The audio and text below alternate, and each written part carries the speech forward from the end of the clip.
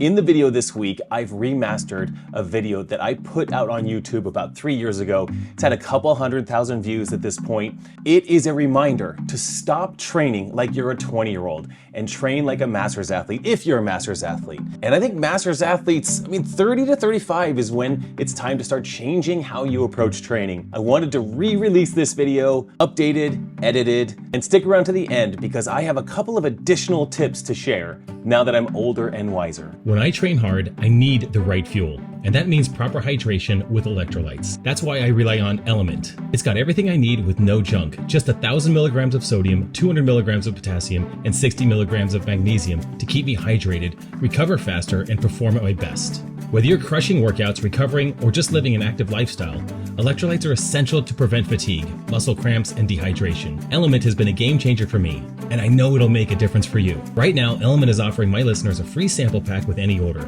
That's 8 single-serving packets free. Head to drinkelement.com/Jason Grubb to get yours. That's DRINKLMNT.com/Jason Grubb. This deal is exclusive through my link.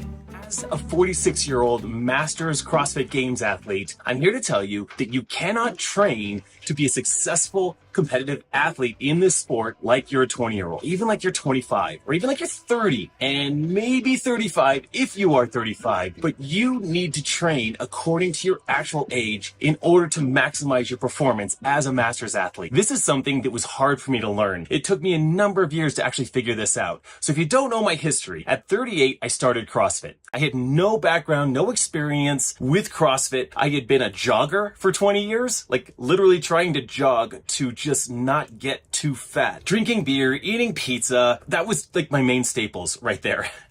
And I ate a lot of food, a lot of ice cream, and I thought I could jog my way to fitness. Anyway, I started CrossFit, and it turns out I happened to find something that I was really, really good at. Now, I was a gymnast when I was like in 7th and 8th, 9th grade, so I understood how to kip. I could kick up to a handstand. So those were a couple of advantages I had going into CrossFit, but the reality was I happened to find something that was good for me. You know, I'm 5'9". At that time, I weighed 205 pounds, and I needed to just get healthy. So CrossFit was it. I jumped in 6 days a week. I was working out with class, and I got pretty good pretty quickly. Within like 8-9 months, I did a competition, local competition, and I really enjoyed it. I was like, oh, this is amazing. I got 6th place out of everyone in the competition, just trying to avoid last place. So I got 6th, and it was a really big accomplishment for me. And that lit a fire for me to become a competitive CrossFit athlete. Soon, I would turn 40 and I would be a master's athlete. So during the CrossFit Open and the age group qualifier when I was 40, I was 41, I was dying to make it to the CrossFit Games, and I just couldn't break through to that Games athlete. I couldn't get to that top 20. And I think one of the biggest things was the fact that I was totally overtraining. I was trying to train like a 20-year-old, like Matt Frazier, like Rich Froning, and that is not appropriate with regards to the amount of volume that a master's athlete should do. When I was 40, I was following CompTrain, and CompTrain had this free elite version of workouts online. There were no warm-ups, there was no guidance, just here are the workouts that you do today. And I just followed them. It would take me 3 to 4 hours.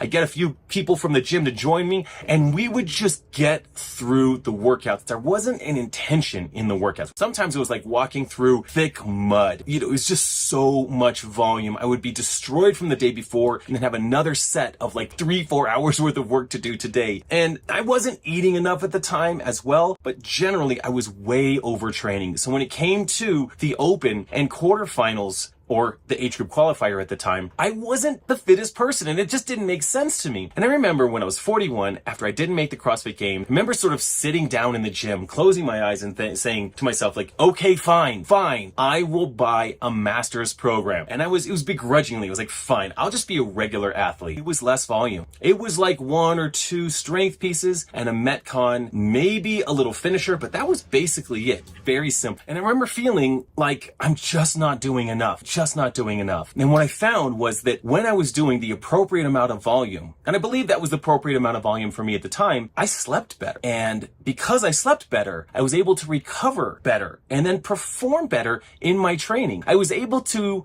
really focus on the lifting components of training and not feel like I'm just trying to get through this because I've got 4 hours of stuff to do. Instead, and I found that I had to be more deliberate about every single thing that I did. So rather than having snatch waves that would have me do just ridiculous amounts of snatches, in this particular maybe program, I would only have 9 working snatches. So every one had to be perfect. I often think of it like golf. So I'm not a golfer, but I have golfed. I'm terrible at it. And oftentimes I'm like, I'm gonna go practice my golf swing. So I would go and buy a huge bucket of balls. The small bucket of balls is $5. The big bucket of balls is $7. And there's like 10 times more balls in the bigger bucket. So I get the big bucket of balls, get them out there, and I'd warm up my swing a couple of times, and I'd look at the set of balls that I've got to whack, and I'd use my driver a bunch, and I'd go through all my clubs, and I'd be like, all right, I guess I'll just smash some balls with my driver, and I would just not really set up and prepare for every single one of those practice shots. And then I found if I bought the small bucket of balls, which was not as good of a value, but I actually took my time and set up for every shot. The analogy rings true. The less volume you have, the more you're going to concentrate on the specific movement that you're working on in that moment. Same thing with the conditioning workouts, a standard workout, a WOD. You know, you've got 3 rounds of 20 calorie ski, 15 burpee box jump overs, and 10 bar muscle ups. I'm just making something up. But you would be like, okay, I am going to plan my workout, start to develop this strategy in my head. Like my volume is less, so I could concentrate more and be much more intentional about the actual work that I was doing. And it worked. By changing my programming from just getting through a ton of stuff to getting through less stuff, but with much more intention, as well as revolutionizing my nutrition, tracking, but eating well, eating appropriately for what a master's athlete needs, given the volume and the activity that I was doing, I was a new man. And when I went into the 2018 CrossFit Open, I did really well. And then the age group qualifier that year, I felt good. I did well. I qualified for the game. Continued that trend to the games, 3rd place at the games. Continued all of that going into 2019. Qualified, so happy to get there. Went there and I won by a pretty large margin. I'm very intentional about every single thing that I do. I mean, yesterday I had a total of 4 snatches off the blocks. I had preparatory snatches, I had a couple of things leading up to that, but then when it came down to it, I had 4 full snatches off the blocks, and I concentrated and focused on every single one of those to make sure that they were perfect. And I did miss one, and I redid it because I knew what I did wrong, but I made the most out of that. And then I moved on to the actual workout of the day, which had some ski erg and assault bike, and I sold my soul on that. And be very, very intentional about how I aim to get through my workouts throughout the day, not just getting it done, being intentional about every single thing that I do and making sure that I'm getting better at the movements. I'm not just doing bar muscle ups because I can do them. I'm trying to do them with an even tighter body, even more straight legs, even a tighter overall form on that. I want to look like a gymnast on my bar muscle ups. The whole idea behind this video is to remind you that you are 42, you are 45, you're 38. I'm 46, and I should be training like a 46-year-old CrossFit Games athlete. That means I'm not doing too much volume, I'm not eating too much food, I'm actually doing the exact right amount of volume and intentionally working my way through the volume, become a better athlete without overdoing it. I am paying attention to my body. And on days when my body is really wrecked, maybe I didn't get good sleep. Maybe I'm really wrecked from 2 days of working out. I will make adjustments in my intensity. I'll decrease my overall effort and still be intentional about workouts. I'll still be getting better while paying attention to my body and making sure that I'm eating the right amount of food for my nutrition, my volume, my active lifestyle. Guys, be smart about your volume. Act your age. And if you've enjoyed this, guys. Yeah, that young guy, 46-year-old me, man, I wish that I would have learned all of this stuff much earlier. In the past 3 years, I've learned a lot more. Now, I program workouts for Boulder Athlete, and I think it's important to add this to how you approach your workouts. I think you should absolutely know the intention of each one of your workouts.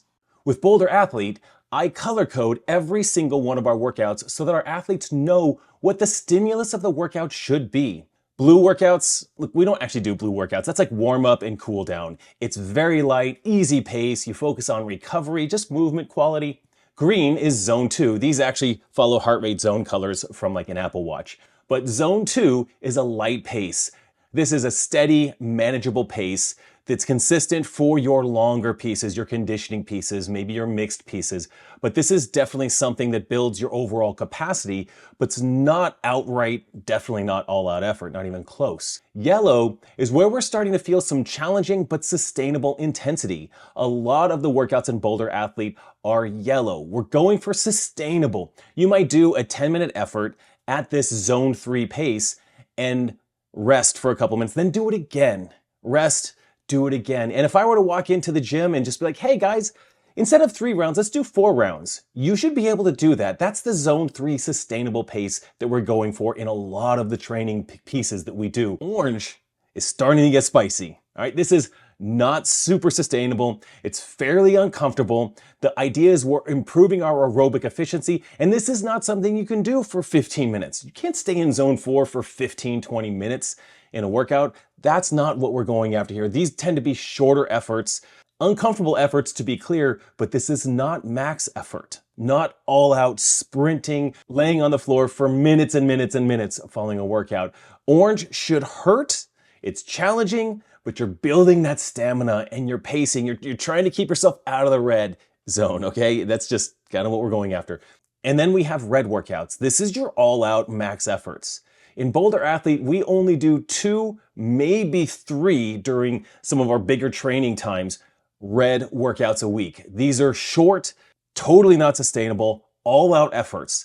You know, imagine doing something like 30 seconds, all-out effort on an echo bike. That's about it. Like, you know, maybe there's some athletes out there that can go all out for 45 seconds or a minute, but you start to lose that power. You're very much dwindling in power. So red workouts, this is your all out, your max efforts, and you need a decent amount of recovery. In fact, what we do, we tend to have recovery days on Thursdays and Sundays. We do our red workout as our final piece on Wednesday. So we have the rest of the day and Thursday to recover. Do the same thing on Saturday. Your red workout is something that should leave you laying on the floor, and then you have the rest of Saturday and Sunday to recover.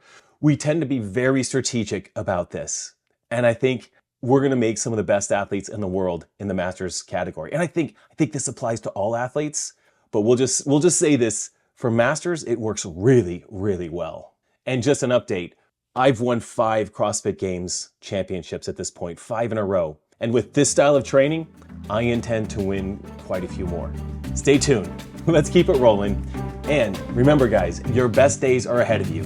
Fortune favors the bold.